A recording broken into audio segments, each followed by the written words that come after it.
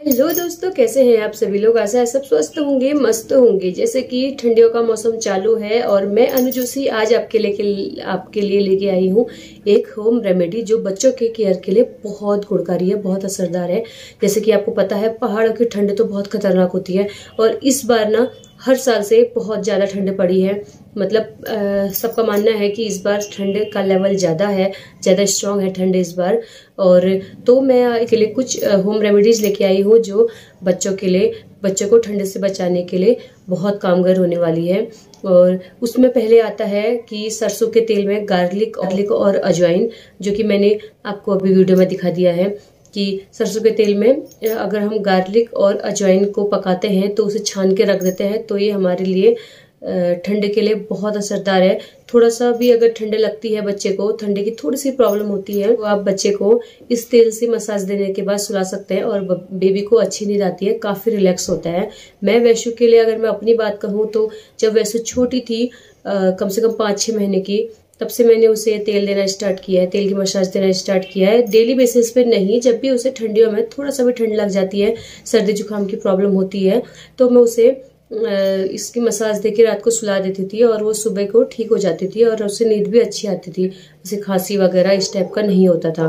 लेकिन मोही 1 मंथ भी कंप्लीट नहीं हुआ था, तब से मैं उसके लिए ये तेल यूज कर रही हूँ और बहुत फायदेमंद होता है ये हमेशा। लेकिन मेरी छोटी बेटी मोही के केस में थोड़ा अलग है, क्योंकि वो उसे ज्यादा दिक्कत होती है ठंड से, बहुत बीमार पड़ती है वो। उसे जैसे कि वो निमोनिया की शिकायत भी है, उसे निमोनिया की पेशेंट है वो, तो इसलिए उसे इस तेल को असर करने में 2 से 3 दिन लगता है। 2 से 3 दिन में लगातार उसे इस तेल से मसाज देती हूँ तो वो ठीक हो जाती है। अगर ठंड कम लगती है तो प्रॉब्लम नहीं है बच्चे को, अगर ठंड नहीं है तो आप बच्चों के पैरों के तल में भी इसे तेल को रब करके हल्के हाथों से छोड़ सकते हो और डेली बेसिस पे ऐसा कर सकते हो। डेली रात को बच्चों के पैर के, जब बच्चा सो जाता है तो बच्चे के पैर के तले में हल्के हाथों से तेल लगा के आप उसे सुला सकते हो। इससे उसे कभी ठंड नहीं लगेगी और बच्चे के लिए बहुत गुणकारी रहता है, ये ठंडियों में बहुत अच्छा है। हाँ, लेकिन एक चीज का ध्यान जरूर रखना है कि आपके बच्चे को सरसों और अजवाइन से प्रॉब्लम ना हो, एलर्जी ना हो, क्योंकि मैंने बहुत सारे लोगों को सुना है कि सरसों के तेल से मसाज करके दाने निकल आते हैं या फिर अजवाइन का इस्तेमाल करके एलर्जी हो जाती है।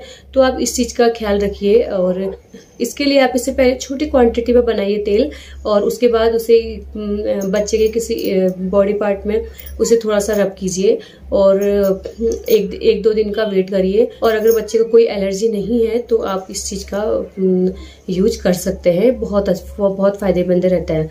लेकिन अगर इन केस आपके बच्चे को अजवाइन से एलर्जी है तो आप सिर्फ लहसुन और सरसों का तेल भी बना सकते हैं। इस बात का भी ध्यान रखिए कि सरसों के तेल से आपके बच्चे को एलर्जी ना हो। हमारे यहाँ हिल्स में ज्यादातर सरसों का तेल यूज किया जाता है, क्योंकि सरसों का तेल ठंडे में बहुत गुणकारी होता है। तो बचपन से बच्चे को आदत होती है सरसों के तेल की, इसलिए ज्यादातर बच्चों को इससे एलर्जी नहीं होती है। लेकिन ध्यान इस बात का रखना है कि जिस बर्तन में तेल बना रहे हो वो भी साफ हो और जिसमें तेल ट्रांसफर कर रहे हो वो भी साफ हो। इसलिए कढ़ाई वगैरह में इस तेल को नहीं बनाएं, क्योंकि उसमें थोड़ा सा नमक की स्मेल रह ही जाती है। और दूसरी चीज है, अगर आपका बच्चा दूध पीता है तो उसे रात को सोते हुए हल्का सा हल्दी वाला दूध पिलाया जाए।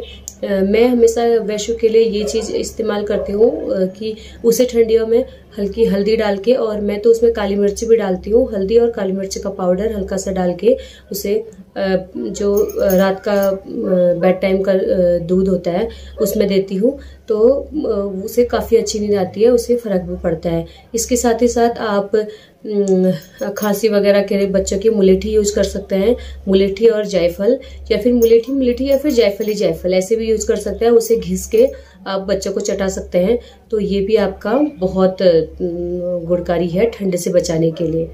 और इसी के साथ साथ बच्चा को कवर रखिए। अगर बच्चा जमीन में खेलता है तो आप उसे सॉक्स ही पहना के रखें और जमीन में और नीचे कुछ ना कुछ बिछा के रखें। बस यही चीजें हैं, मेन चीजें। मेरे सजेशन कैसे लगे मुझे कमेंट में जरूर बताइएगा और इनमें से आप कौन कौन सी चीज हमेशा से यूज करते आ रहे हैं ये भी मुझे जरूर बताइएगा। चलिए आज की वीडियो में बस इतना ही, फिर मिलते हैं नेक्स्ट वीडियो में किसी अच्छे से कंटेंट के साथ, किसी अच्छे से ब्लॉग के साथ। तब तक के लिए नमस्कार, बाय बाय।